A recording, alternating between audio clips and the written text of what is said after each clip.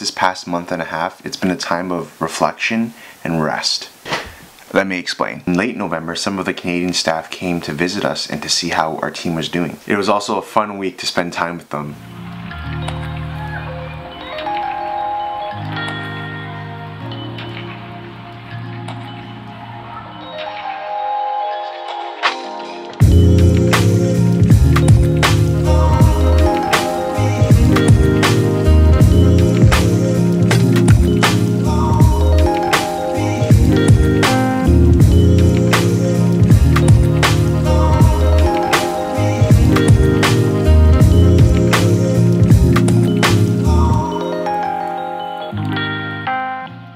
We just finished the boat tour.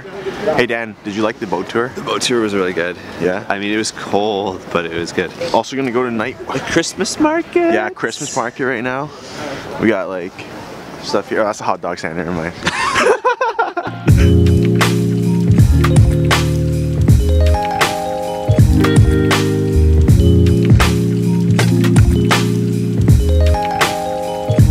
Oh snap, that's hot.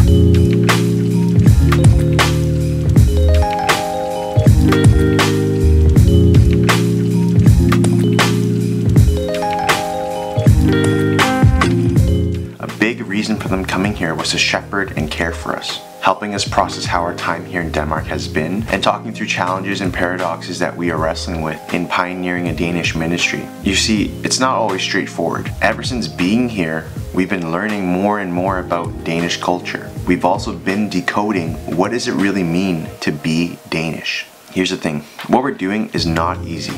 We found ourselves unsuccessful in certain areas of the ministry. We found that how we approach things in Canada is different than how we approach things here in Denmark. The culture is different, the people are different. Here in Denmark, it's very homogenous. Everyone is taught and conformed to think the same and act the same. If you were to sit in a room with 10 people, odds are each person will probably have the same view in life. So, the time that the Canadians were here, it was very needed for us as a stint team to talk through and process some of the challenges that we were dealing with. Another thing I've been learning about is rest. The importance of rest. You know, when it comes to pioneering a ministry here in Denmark, there's a lot of unknowns. So there'll be weeks where you have a crazy packed schedule, but other times you might have a lighter schedule. It's very easy to have mentality that we're not doing enough. So you begin to fill your schedule with more and more and more things. But here's the thing, what I've been learning is that I need to take a step back to reflect and look back at how much work has been done over these past couple of months.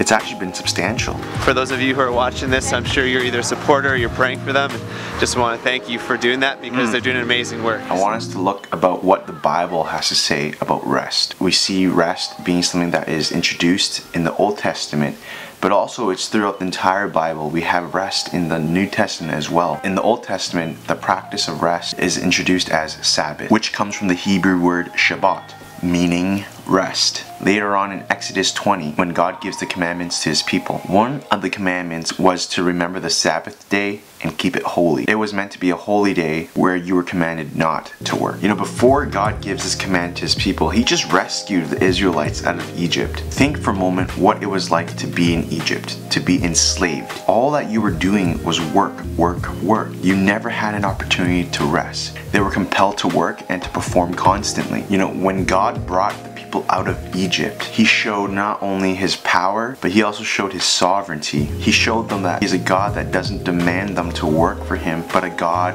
that allows them to rest because of what he has done. In the Israelites' context, rest was a remembrance, an act of worship to say, we serve a God who's able to take care of us, and we don't need to be dependent on our own work or our performances. Instead, we depend on God. How does this relate now to today's context? How does the gospel apply to rest? When you remind yourself of the gospel, you're able to rest. In Matthew 11, Jesus says, "Come to me, all who labor and are heavy laden, and I will give you rest." You know, Jesus isn't just talking about those who are actually physically tired or physically burdened or weary, but he's also talking to those people who think that they can continue living their lives trying to save themselves. Just like the Israelites, they couldn't save themselves out of slavery.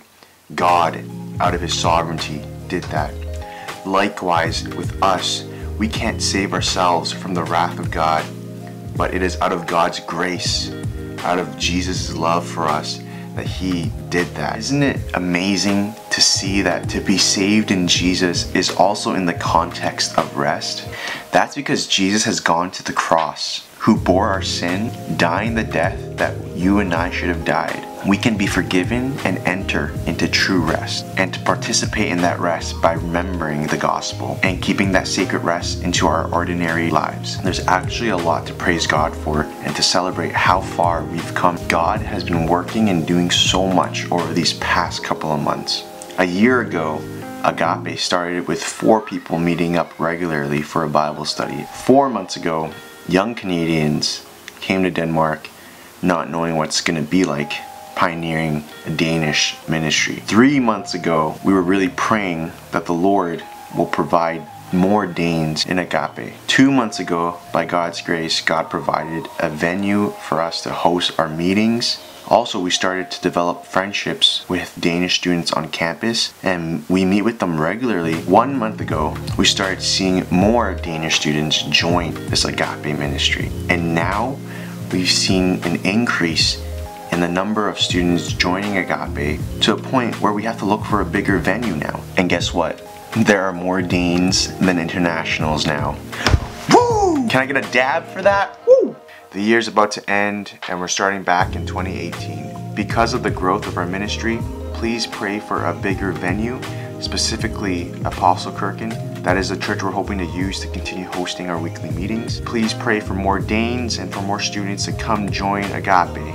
Please pray for our friends who we meet regularly on campus. Pray for wisdom in how we continue journeying with them in our friendship. Lastly, please pray for the Bridge Conference that we're hosting in February. There's a lot of planning that is required for that, so please pray for wisdom. And finally, as the Christmas break is approaching, my team and I are going to be traveling, taking time off just to rest. With that being said, see you all in. Any words you want to say to fellow Canadians and other people who are watching this? You should watch Make Your Mark. Subscribe. Subscribe, my friends.